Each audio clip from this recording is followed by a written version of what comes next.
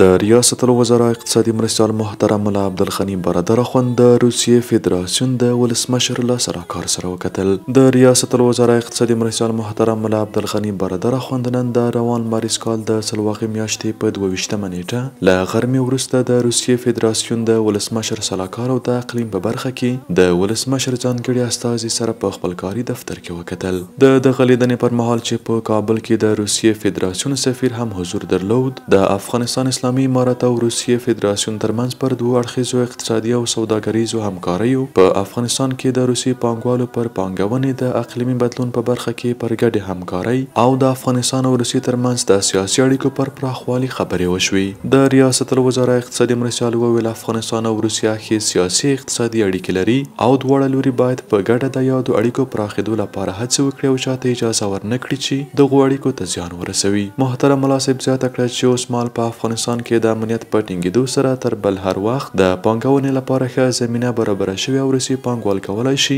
دلته په بېلابېلو برخو کې پانګونه وکړي. محترم ملا صاحب د اقلیمي بدلون په نړیوالو غونډو کې د افغانستان د استازي پر حضور ټینګار وکړ او زیاته یې کړه چې افغانستان په نړۍ کې د هغو هیوادونو له جملې څخه دی چې د اقلیمي بدلون له امله ورته ډېر زیان رسېدلی او د دغه زیان په بدل کې ورسره هیڅ ډول همکاري نه ده شوې. د روسیې د ولسمشر سلاکار په افغانستان کې له راغلو پرمختګونو ستاینه وکړه او ویل چې د افغانستان د وروستیو پرمختګونو رښتینی انځور به د روسیې له حکومت او خلکو سره شریک کړي. نوموړي زیاته کړه چې په افغانستان کې د بشپړ امنیت په راتلو سره ډیری روسي پانګوال چمتو دي چې په افغانستان کې په مختلفو برخو کې پانګونه وکړي.